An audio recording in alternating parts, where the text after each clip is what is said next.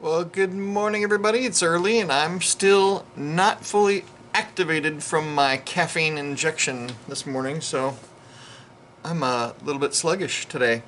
But these are the vintage bars I got yesterday, and they're going to take a little dipsky, as Coin Sense and Nonsense puts it.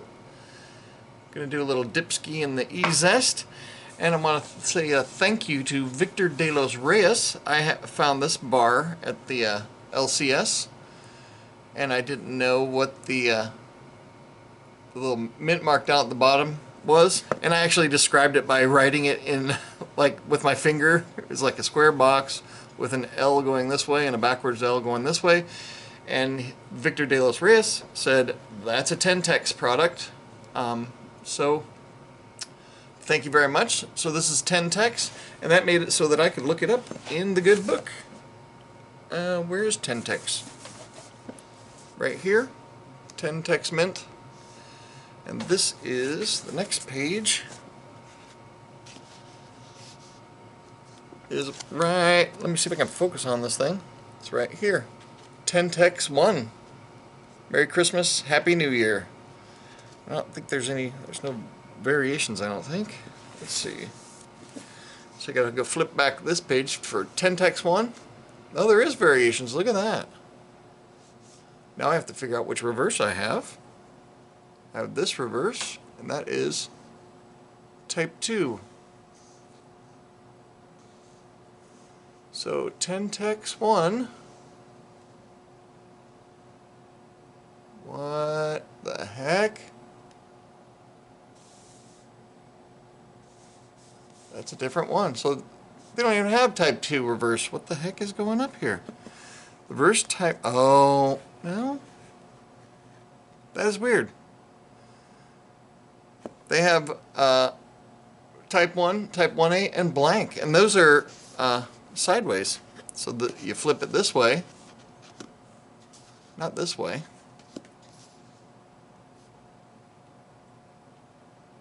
I don't know how that works.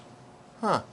So it shows it this way, but normally that's on bars that are portrait. So if you're holding it upright this way, but this is a landscape bar. So when you flip it, it's this way. So it should be the type 2.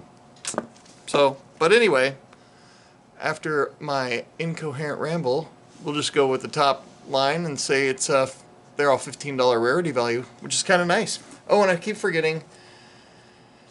People ask when I do these vintage videos, this is the book, Archie Kidd's Guidebook of Silver Art Bars, and you want the 5th edition. There's a 6th and 7th edition, but those aren't for the vintage. The 6th edition is kind of an expensive addendum to this. It has some extra bars, but not a ton.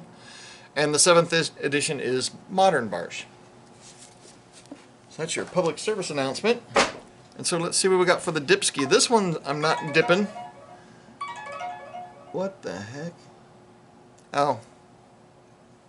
The reminder for I gotta certify some stuff on a Sunday. So this one's not getting dipped because this one has some really cool toning blowing up on it. So this will go right into my handy dandy silver ingot collection book where I'm compiling only Christmas art bars. So this will come out at the holidays for family to peruse through. And so I do have some other bars in here, some Thanksgiving stuff, because, well, I didn't have enough Christmas stuff. So let me open this up here. I'll get to the Dipsky. Hang on one sec. So that one is in the book. And then as I get more vintage silver Christmas themed bars, the Thanksgiving ones will come out and go back in the guardhouse box. So we got a splashdown zone here for this, and I'll zoom out a bit. And so the bars I'm doing is, this is a Abraham Lincoln bar from Madison Mint. It's got this smudgy grossness on the back. And this one is up for trade if somebody wanted to trade for it. I mainly collect Halloween themed vintage art bars from the 70s, 80s, 90s. And so we'll see how this turns out. The back looks worse than the front. The front is just dull, but the back is all schmutzed and schmudged. So we'll see if we can get it in here without dropping it like I normally do. I probably should have put it in sideways.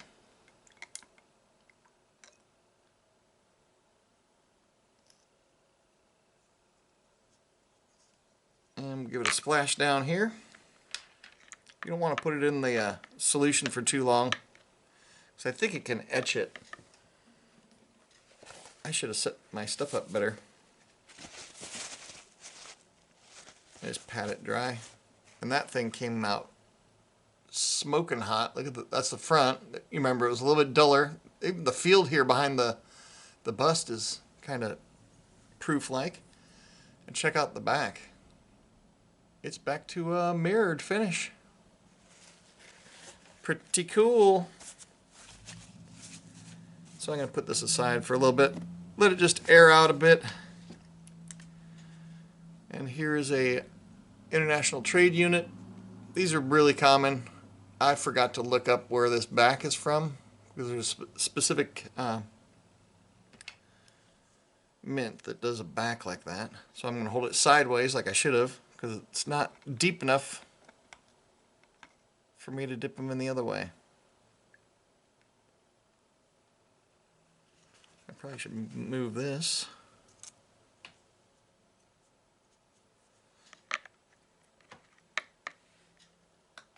And so this is E-Zest. You can, it's I think PCGS and NGC also use it for conserving coins. It doesn't harm them, and there's no abrasions. You're not rubbing anything. You're just dipping it in and rinsing it off. Even though I may tend to wipe it a bit with my thumb. I just made it a little bit nicer looking. This one can go in a cap. Well, actually, I'll leave it out for a couple seconds just to get further air dry. This one, Great Lakes Mint, is not getting dipped because this one was in amazing condition. So this one would just go in the capsule. However, it doesn't fit in the capsule. It's too long. So maybe I'll see if I can trim that up and put it in there. I did a video on how to do that, how to trim the capsule to make it fit. Okay, the Tentex one, this has got this cruddiness on there. We'll see how this one looks. Pretty cool. It's got a $15 rarity value, so. The Christmas stuff just doesn't seem that collectible. People don't really seem to be going after Christmas stuff. Take it for a splash down in the water. I haven't had any instances of the crud coming back or any early toning by just using filtered water. Some people say you got to use distilled. I haven't seen any evidence of any kind of weirdness going on with them. But this thing turned out like new. I'll set that aside for a second. We've got this other Christmas one. It's got that, it's like dirt. If you wipe on it, it'll just disappear. So if you accidentally handle it wrong, you'll get a big old fingerprint on there in dirt. Or a clean spot where your fingerprint is in the dirt. So normally I don't clean off, or I don't dip things that have toning. But the dirt stuff, looks kind of crappy. I'm going to get a new paper towel here to do a final pat down. And check that out. That came out really nice.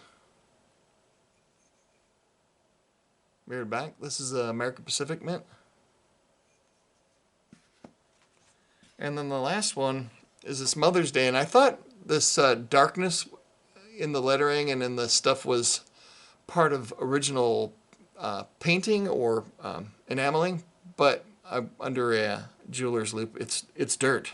I don't know if they stored this in a mud pit or what. So it's getting a little Dipsky. I hope you guys are having an awesome day. And this one isn't going to do much for this. Look at that. That dirt is still there. But it's not really offensive. Actually, I got to do a splash down here to rinse it off.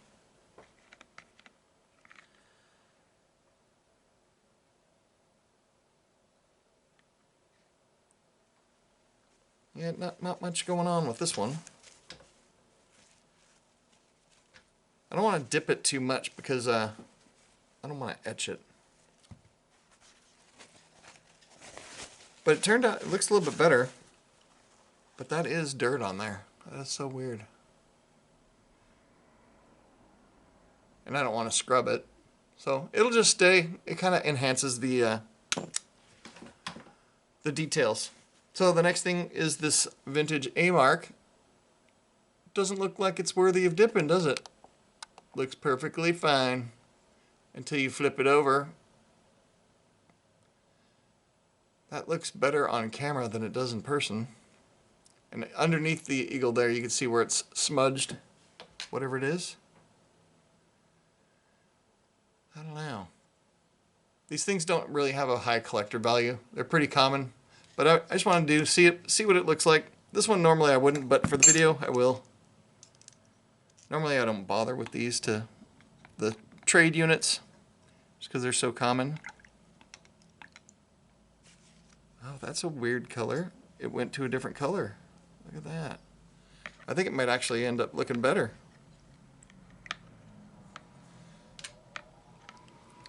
Yeah, that's kind of cool. Interesting. It didn't make it all shiny, sparkly, and proof-like, but I don't really care about that. But you can see the paper towels getting dirt from the dirt. Getting dirty from the dirt. Alright, that's what it looked like before on the other side. This looks actually nicer. And on this side, I guess it did get most of the dirt off. Look at that. Looks pretty cool. And this will go in the tube. So I'm done with the Dipsky, and we'll put these away in a capsule. So again, if you're collecting this Madison Mint series of presidents, find me a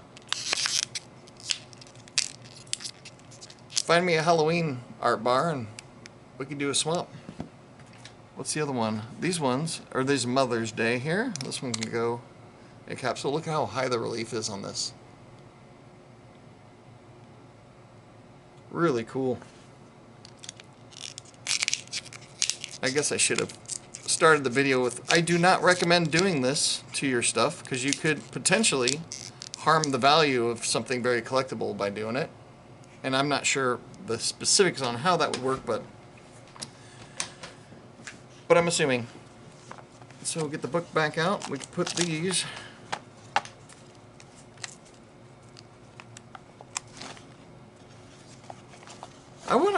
It'd be cool to figure out how to have these books made.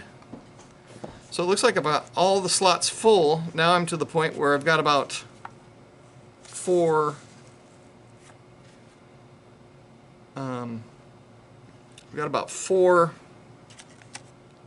Thanksgiving bars that I need to swap out for Christmas themed ones. So there you go. This is the coffee table book for the holidays. Check out, look at the toning on this thing. I didn't clean that up, but it's got really cool toning. It looks better in person. Very dark. And the seams on these things split. I don't recommend getting these books. These books are vintage, and they're very fragile. I'd like to have a different one made. So I got a Thanksgiving one here as well. These are all the different Christmas bars. And then the last page, in addition to the Thanksgiving bar here, I've got these three here. Or these three here need to be replaced.